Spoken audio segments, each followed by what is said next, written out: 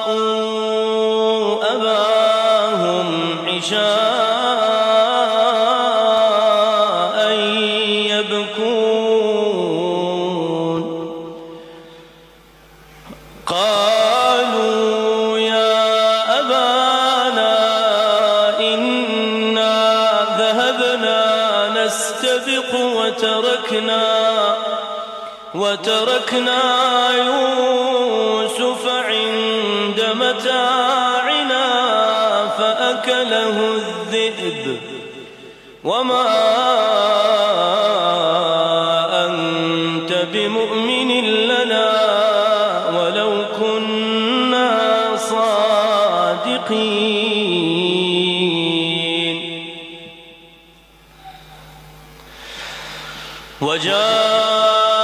وجاءوا على قميصه بدم كذب قال بل سولت لكم أنفسكم أمرا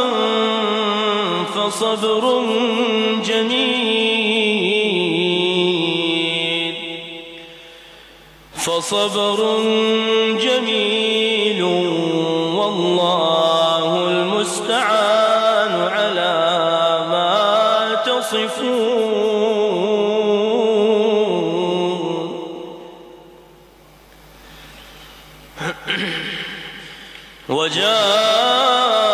وجاءت سيارة فأرسلوا واردهم فأدلى دلوه قال يا بشرى هذا غلام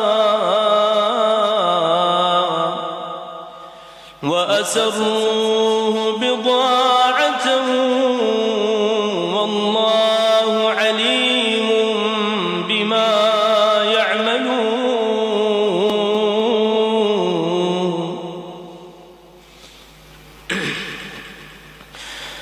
وشروه بثمن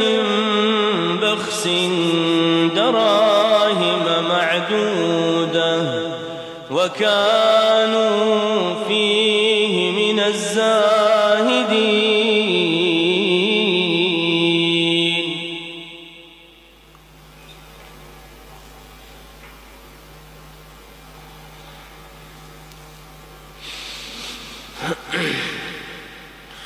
وقال الذي اشتراه من مصر لامرأته أكرمي مثواه عسى أن ينفعنا أو نتخذه ولدا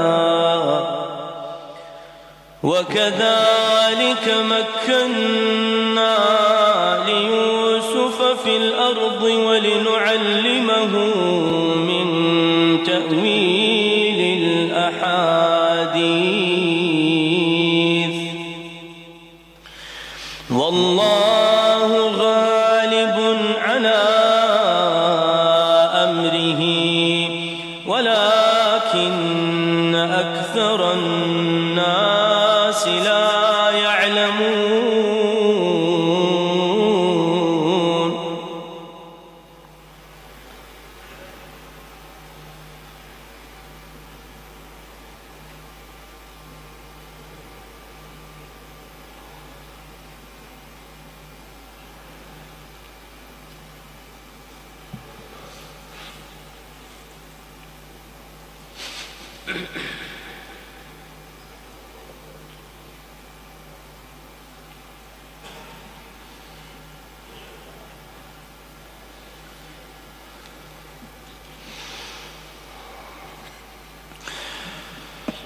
ولما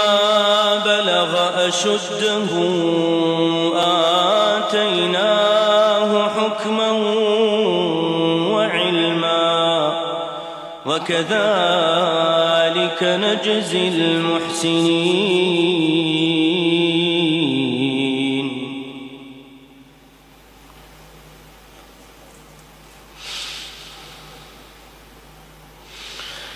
وراودته التي هو في بيتها عن نفسه وغلقت الأبواب وقالت هيت لك قال معاذ الله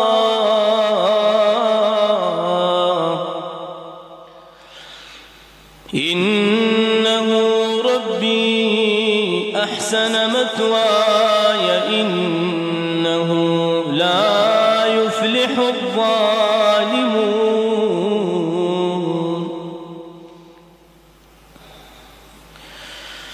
ولقد همت به وهم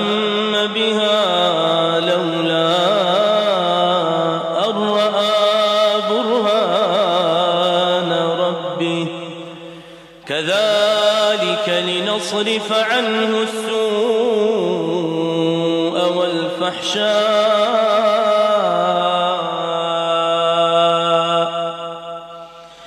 إنه من عبادنا المخلصين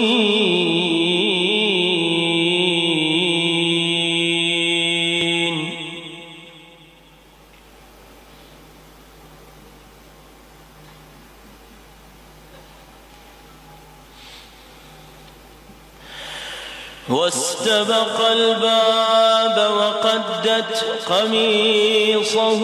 من دبر وألف يا سيدها لدى الباب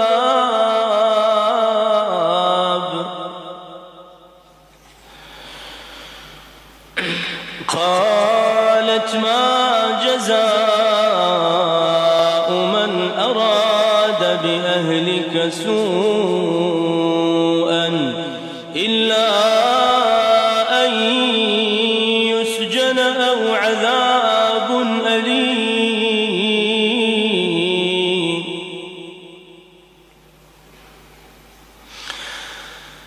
قال هي راودتني